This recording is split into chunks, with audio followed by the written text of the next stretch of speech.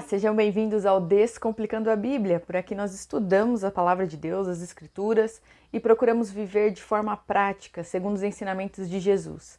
Hoje nós vamos continuar a leitura de Neemias 2. Quero encerrar com vocês o capítulo e trazer aqui algumas considerações importantes. Só recapitulando com vocês, nós lemos o capítulo 1, vimos que Neemias tomou conhecimento do que estava acontecendo em Jerusalém, de como a cidade estava devastada, destruída, como os muros da cidade foram destruídos e, consequentemente, ela estava exposta, estava a ataques de inimigos. Então, havia destruição para tudo quanto é lado. Depois disso, Neemias pranteou e orou. Depois que ele tomou conhecimento do que estava acontecendo, ele se colocou diante de Deus para orar e pedir uma intervenção do Senhor. Nós contamos aí, de acordo com os relatos de Neemias 1 e Neemias 2, por volta de uns 4, 5 meses, até que ele tomasse a decisão e a atitude de comunicar ao rei o que estava acontecendo. Talvez, eu conjecturando aqui, acredito que ele tenha aguardado um momento mais adequado, um momento até mesmo para o rei estar atento àquilo que ele precisava falar. Então, acredito que Neemias esperou uma janela de oportunidade. Ele falou com o rei, orou ao Senhor, pediu o favor de Deus para que o coração do rei estivesse aberto para aquilo que ele estava expondo. E ele conseguiu, não só o favor e a autorização para ir, mas como cartas de recomendação e também material para reconstruir os muros. Juntamente com isso, nós temos também pessoas que se levantaram contra Sambalate e Tobias. Não eram nem judeus, viu, gente? E eles se levantaram como uma oposição, criticando, falando que aquilo era errado. Nós vamos ver melhor isso nos próximos capítulos, mas à medida que Neemias começa a trabalhar, as coisas começam a se intensificar nesse sentido. Hoje eu quero terminar com vocês o capítulo 2 e tirar algumas lições importantes, trazer lá no fim uma palavra-chave para resumir o nosso devocional de hoje. Vamos ler lá do capítulo 2, versículo 11 ao versículo 20. Então cheguei a Jerusalém, Neemias relatando aqui no seu diário de bordo. Depois de esperar 3 dias, então depois que ele conversou com o rei, ele ainda esperou 3 dias para ir para Jerusalém. Me levantei à noite, junto com os poucos homens que estavam comigo. Não declarei a ninguém o que o meu Deus havia posto no meu coração para fazer em Jerusalém. Olha que legal! Neemias compreendeu que aquilo que estava no coração dele, aquela sua motivação, as suas idealizações ali, o que precisa ser feito, vinha da parte de Deus. Não havia comigo animal algum, a não ser o que eu montava. De noite, saí pelo portão do vale em direção à fonte do dragão e ao portão do monturo, e inspecionei as muralhas de Jerusalém, que estavam em ruínas e cujos portões tinham sido destruídos pelo fogo. Passei ao portão da fonte e ao tanque do rei, mas não havia lugar por onde o animal que eu montava pudesse passar. Subi à noite pelo vale, sempre inspecionando as muralhas. Voltei, entrei pelo portão do vale e fui para casa. Uma pausa aqui, gente. Pensando que nós não tínhamos internet nessa época, não tínhamos imagens, vídeos, Neemias foi conferir com os próprios olhos o que o seu irmão havia falado para ele. Então, primeiramente, ele soube pelo seu irmão e ele não tinha nada além do que as informações que chegaram até ele. Aqui ele já começa com seus próprios olhos a olhar o território, a cidade e as necessidades ali. O que estava acontecendo? Aonde havia destruição? O que precisava ser feito? Pensa só, Neemias estava dando uma patrulhada e ele fez isso antes de avisar as pessoas ou compartilhar ali os desejos do seu coração. No versículo 16 diz assim: os magistrados não sabiam aonde eu tinha ido nem o que tinha feito, pois até ali eu não havia declarado coisa alguma, nem aos judeus, nem aos sacerdotes, nem aos nobres, nem aos magistrados, nem aos demais que iriam fazer a obra. Então eu lhes disse: vocês estão vendo a miséria em que nós estamos? Olha só, aqui uma pausa. Neemias, em silêncio, foi conferir com os próprios olhos o que estava acontecendo, sem alarde, sem fazer campanha política. Neemias foi entender a situação. antes de compartilhar com as lideranças, com os nobres, com os sacerdotes, aquilo que Deus estava gerando no coração dele. Neemias foi entender o problema. E eu queria que vocês guardassem isso, porque nós vamos conversar daqui a pouco um pouquinho melhor sobre essa questão importante para nós, sobre liderança, sobre o que nós estamos vivendo nos dias de hoje, sobre avivamento, a importância desse conhecimento de Neemias, desse andar, desse inspecionar. No versículo 18 diz assim: venham, vamos reconstruir as muralhas de Jerusalém para nos livrarmos dessa vergonha. E lhes declarei como a mão bondosa do meu Deus havia estado sobre mim e também as palavras que o rei me havia falado. Então disseram: vamos nos preparar e começar a reconstrução. Então se prepararam para fazer esta boa obra. Porém, quando Sambalate, o Horonita, Tobias, o servo amonita, e um árabe chamado Gesem souberam disso, zombaram de nós e nos desprezaram, dizendo: o que é isso que vocês estão fazendo? Querem se rebelar contra o rei? Então lhes respondi: o Deus dos céus é quem fará com que sejamos bem-sucedidos. Nós, seus servos, vamos nos preparar e começar a reconstrução. Mas vocês não têm parte, nem direito, nem memorial em Jerusalém. Neemias está colocando eles no lugar deles. Está falando assim, vocês não são judeus. Essa terra aqui não é de vocês. Por que vocês estão se metendo nisso? Não é da conta de vocês. E nós temos o favor de Deus. Isso que eles falaram aqui é verdade? Não é verdade. Porque Neemias, vamos lembrar disso? Ele conversou primeiramente com o rei e mais, ele tinha cartas de recomendação. Será que ele já não estava vislumbrando que talvez poderia dar algum tipo de problema? Neemias foi muito esperto, não é mesmo? E ele tinha orientações dadas pelo rei, autorizações para fazer aquela obra. Então, Neemias estava de consciência tranquila, estava alinhado com o rei e nada nem ninguém podia parar e atrapalhar aquilo que ele ia fazer. Primeiramente, por conta de Deus, da permissão, da orientação de Deus e porque ele seguia os processos bonitinho, de forma a dar força, a embasar o seu projeto ali, partindo do rei. Então não havia o que esses homens falassem.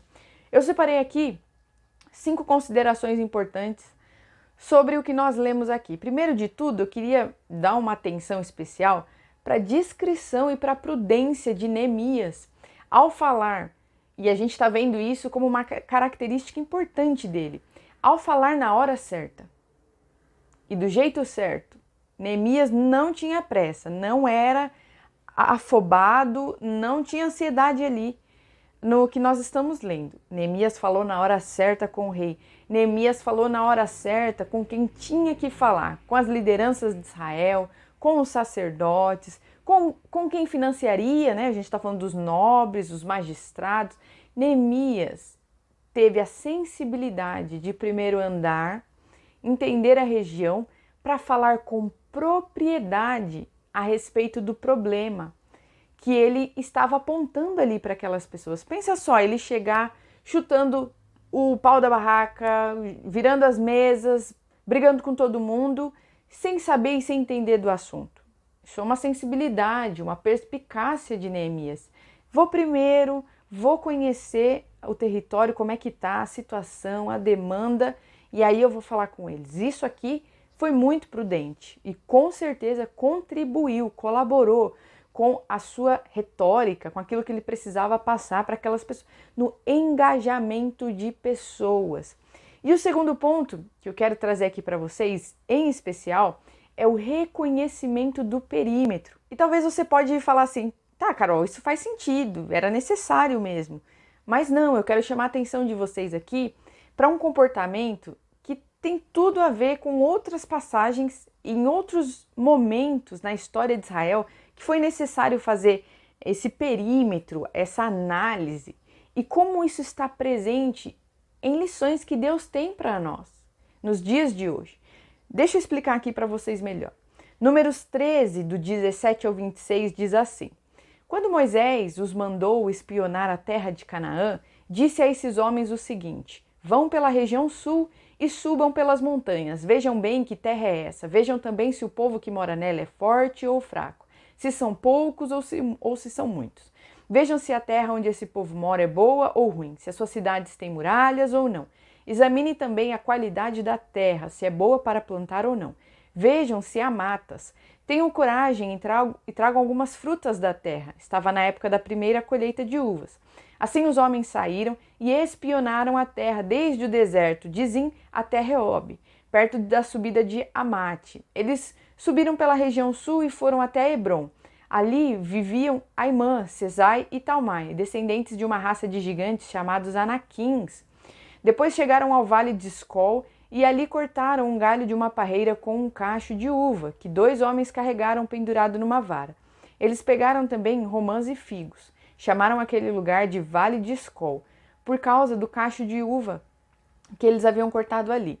Depois de espionarem a terra 40 dias analisando a terra, eles voltaram a Cádiz, no deserto de Parã, onde estava Moisés, Arão e todo o povo de Israel, e contaram a eles e a todo o povo que tinham visto, e mostraram as frutas que haviam trazido da terra. Olha aqui, Moisés orientando os 12 espias a reconhecer a terra de Canaã. Isso aqui, gente, é estratégico. E estratégico de guerra. Vejam só, nós temos outra passagem também que fala a respeito de reconhecimento de perímetro. Josué 2:1 diz assim: no acampamento do Vale das Acácias, Josué mandou secretamente 2 espiões com a seguinte ordem: examine bem a terra, especialmente a cidade de Jericó. Então eles entraram na casa de uma prostituta chamada Raabe e se hospedaram ali. Aí você vai falar assim: Carol, tudo bem, faz parte de estratégia de guerra, você reconhecer o perímetro, você entender aonde você está pisando, mas isso, ok, a gente já sabe. E eu quero avançar com vocês aqui um pouquinho além do que eu estou falando e levar para o campo das profecias. O que eu quero dizer com isso? Nós temos relatos de Ezequiel, de Zacarias e de João contando para nós que eles viram anjos medindo ou o templo, ou medindo coisas específicas. Ezequiel 43 diz assim: Deus me levou para lá, e eu vi um homem que parecia de bronze. Ele estava de pé, próximo à entrada, e segurava em sua mão uma corda de linho e uma régua, cana de medir, medição, medindo o templo, medindo o pórtico, medindo as portas, medindo e delimitando um parâmetro. Zacarias 2:2. Então lhe indaguei: para onde vais? Zacarias está tendo a visão de um homem, de um anjo, de um ser que está medindo. E ele replicou: vou medir qual é a largura e o comprimento da cidade de Jerusalém. E para encerrar isso aqui, esse embasamento bíblico, antes de trazer aqui a conclusão do que eu estou querendo dizer, Apocalipse 11, do 1 ao 2, diz assim: depois disso recebi uma régua de medir, parecida com um caniço, e me disseram: levante-se, tire as medidas do templo de Deus e do altar, e conte as pessoas que estão adorando no templo. Porém, não tire as medidas do pátio exterior do templo, pois esse pátio foi dado aos pagãos, que pisarão a cidade santa durante 42 meses. Peraí, como que está sendo associado essa relação entre medir um território, tirar as medidas de um edifício com a posse desse lugar? Vocês perceberam isso? Que o anjo não permitiu que João medisse o átrio exterior, porque estaria na posse de quem? Dos pagãos. Então, quando nós falamos de medir perímetros, quando nós falamos de reconhecimento de área, nós estamos falando de algo muito importante, gente, de territorialidade. Espiritualmente falando, nós estamos falando de apropriação.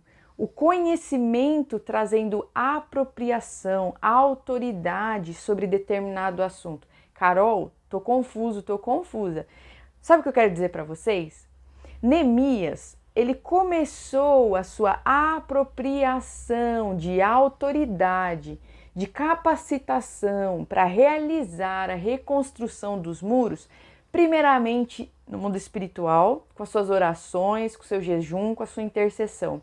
Depois, com o reconhecimento do território e o entendimento da demanda ali da cidade, do que realmente estavam precisando, do que havia necessidade de ser feito. Então, quando nós falamos de planejamento estratégico, quando nós falamos de vida com Deus, de ministério, de chamado, nós não podemos desassociar, primeiro de tudo, da oração, da intercessão e do clamor, e depois do conhecimento, do entendimento, muitas vezes da revelação que Deus dá das demandas, dos lugares que Ele quer que a gente esteja, que a gente atue, que a gente brilhe, que nós levemos o Evangelho, gente. Isso aqui é muito importante para nós. Não dá para nós nos apropriarmos com autoridade, levarmos o reino de Deus na força do braço, se nós não vencemos e não pelejamos antes espiritualmente e ganhando conhecimento da causa, conhecimento do problema. Por exemplo, você é chamado por Deus para liderar jovens. E aí eu pergunto para você, você peleja espiritualmente, você se coloca na brecha, você jejua, você pranteia por vidas, por estas novas gerações? Você conhece as necessidades e as demandas desta geração? Você estuda para isso? Você busca a revelação no Senhor para aquilo que você tem no seu coração, que Ele está te chamando para viver? Eu quero provocar vocês aqui hoje, porque Neemias, ele é um maravilhoso exemplo de ótima liderança e liderança aprovada por Deus. São valores e princípios, lições que nós precisamos guardar e aplicar nas nossas vidas, trazendo para os nossos dias, pensando aí no ID, no Evangelho, em ganhar vidas para Jesus, no chamado que Ele tem para as nossas vidas de forma específica, cada um exercendo aí a sua vocação. Nós fazemos isso primeiramente do lugar de oração. Gente, Neemias se importou. Ele se importou com a questão de Israel, do povo, com a vergonha. Ele falou assim, ó, a gente não pode tolerar essa vergonha. Ele doeu nele, na reputação. Ele abraçou ali uma causa que era maior do que ele mesmo. Terceiro ponto importante, ele soube engajar por conta disso, por ele ter essa propriedade, essa unção, essa capacitação de Deus para trabalhar, essa bênção de Deus para trabalhar nisso, ele soube engajar pessoas em prol da causa. Ele tocou no coração daquelas vidas porque Deus o abençoou para isso, mas também porque através dessa bênção, Neemias cumpriu um passo a passo importante ali de conhecimento de território, de entendimento do que estava acontecendo. Deus abençoou, gente, Neemias com sabedoria, com inteligência, com perspicácia, para conduzir um movimento de reforma. Então, vidas ali estão sendo movimentadas por meio da oração, do clamor, da intercessão de Neemias. Quarto ponto, enfrentando os que não abraçaram a causa, Neemias enfrentou. E nós vamos... Só está começando, viu? Só está começando os desafios daqueles que não abraçaram a causa de Deus, o projeto de Deus. Vocês acham mesmo que tudo isso que está acontecendo, a gente está aqui só anunciando o começo dessa aventura. Vocês acham mesmo que isso aqui veio da cabeça de Neemias? Ele já deixou muito claro nos relatos dele que o coração dele estava ardendo ali por algo que veio do coração e da vontade de Deus. Então nós vamos ver Neemias defendendo uma causa que não era dele, era a vontade de Deus. Por isso que ele foi abençoado nas suas ações, com os recursos, com o engajamento de pessoas, porque Deus estava movendo o coração do povo. Era uma promessa, e nós lemos isso e vimos isso no vídeo anterior, um trecho e um relato de uma profecia falando que Deus, depois de 70 anos de juízo, de castigo, de subjugação pela Babilônia, ele faria o povo voltar para Jerusalém. Então é o cumprimento de uma promessa. Extrapola Neemias, gente. Neemias só está liderando algo que Deus só está dando rosto, corpo, pele, mão e pés para algo que Deus está movimentando ali no coração dos judeus. Um retorno para casa, uma reconstrução dos muros do templo, uma reconstrução ali, um retorno à aliança com Deus, aos ritos, a toda a parte de sacrifícios, de reafirmação da aliança do povo com Deus. Era muito maior que Neemias. E com certeza haviam opositores. E Neemias, por entender que era algo maior do que ele foi corajoso para resistir e continuar fazendo o que ele precisava fazer, apesar de haverem pessoas que iam contra, ou que estavam ali lançando mentiras, por exemplo, aqui Sanbalat e Tobias falando que era uma rebelião contra o rei, sendo que na verdade Neemias estava com cartas de indicação do rei para aquilo, de aprovação, de recomendação. Olha que o alvoroço que esses homens estão começando a causar, lançando dúvida nas pessoas. E qual é a necessidade disso? Sendo que eles nem eram judeus, não tinha nada a ver com eles, não era da conta deles. Então aqui os desafios começam a se intensificar. E por último, Neemias sabia o seu lugar. E é disso que nós estamos conversando. Não era um capricho dele. Ele acordou, deu vontade de reconstruir os muros da minha cidade antiga que foi destruída? Não. Nós estamos falando aqui da vontade de Deus. E Neemias, nessa humildade, ele andou e prosperou e teve sucesso no seu trabalho. Porque ele estava ali, antes de ter a aprovação do rei da Pérsia, ele estava sendo abençoado pelo Rei dos Reis, pelo Deus verdadeiro, Deus Criador, o Deus de Israel. Se Deus disse sim, gente, não tem o que pare. Deus é imparável. Essa frase é linda, eu gosto muito dela. Deus é imparável. A vontade de Deus é imparável. Por isso que nós precisamos estar alinhados com a vontade de Deus. Sempre seremos maioria.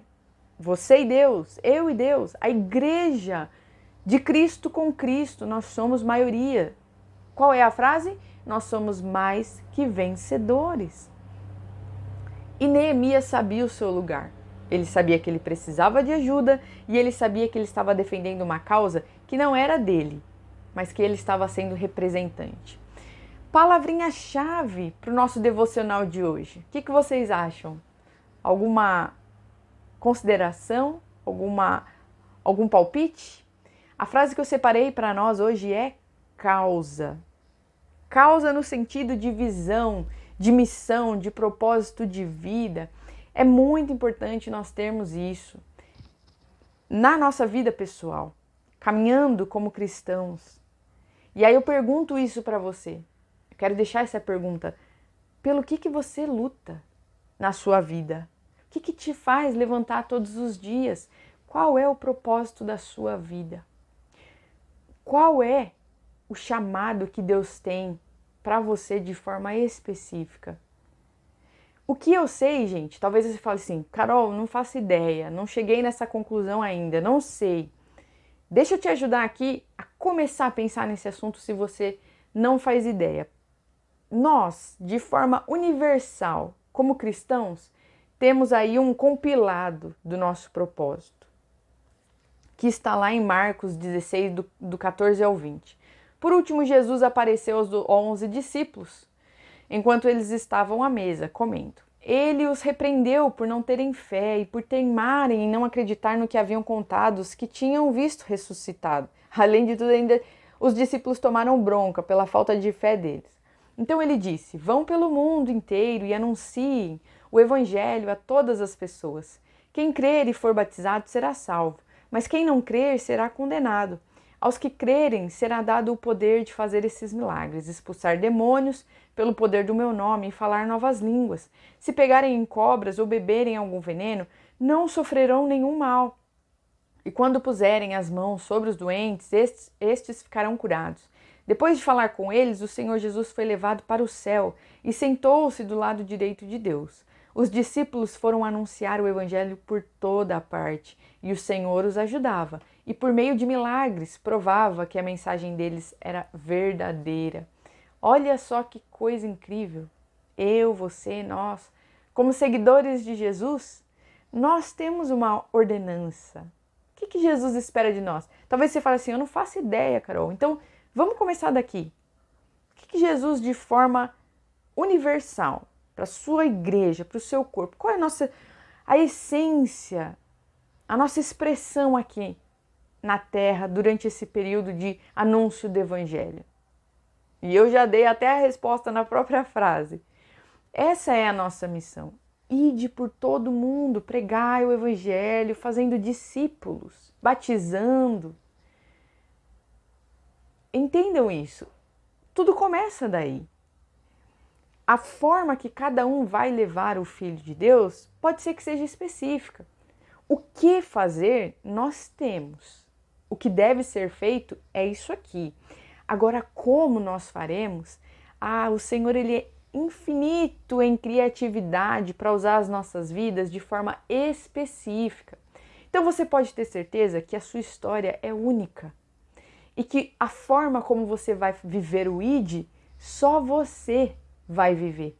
E Deus vai brilhar, Cristo vai brilhar na sua vida através da sua história, do seu testemunho. Mas não podemos abrir mão do quê? Do ID, da essencialidade do Evangelho de Cristo. Talvez você se perdeu aí no seu propósito de vida. E eu convido você a revisitar isso no Senhor, buscando nele respostas. Deus, Jesus, como eu posso viver e ser obediente ao ID? O que o Senhor espera de mim? Buscando sempre respostas no Senhor, porque chamado, gente, não é uma coisa que a gente acorda amanhã sabendo. É algo que ao longo da vida vai sendo revelado para nós, de forma paciente e perseverante. Todos os dias nós avançamos um pouquinho, todos os dias nós compreendemos melhor a forma que Deus quer nos usar, como se fosse um quadro que começa a cada dia, a cada ano, a cada década, ficando mais nítido para nós. Neemias, ele foi entendendo a situação, ele orou, ele jejuou, ele conheceu o território, ele entendeu as demandas, ele cumpriu o processo de forma obediente, de forma correta, pedindo a aprovação do rei, conhecendo primeiro antes de falar, depois pedindo a quem poderia ajudá-lo, engajando pessoas. Olha a paciência aqui, vocês entendem? E isso é uma excelente lição para nós.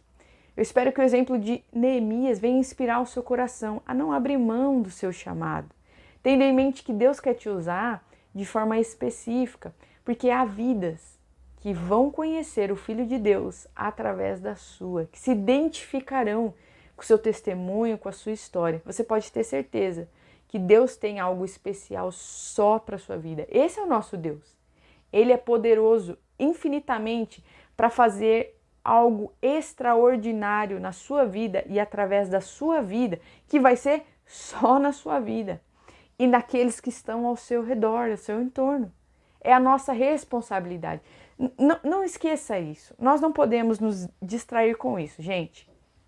Nós temos uma responsabilidade como cristãos, como seguidores de Jesus. Há uma responsabilidade, há uma expectativa de Jesus para conosco. E nós precisamos estar alinhados com Deus, abençoados, sabe? Debaixo da bênção de Deus, quando as coisas fluem e acontecem, independente dos desafios, das dificuldades, porque nós estamos fazendo o que de fato tem que ser feito.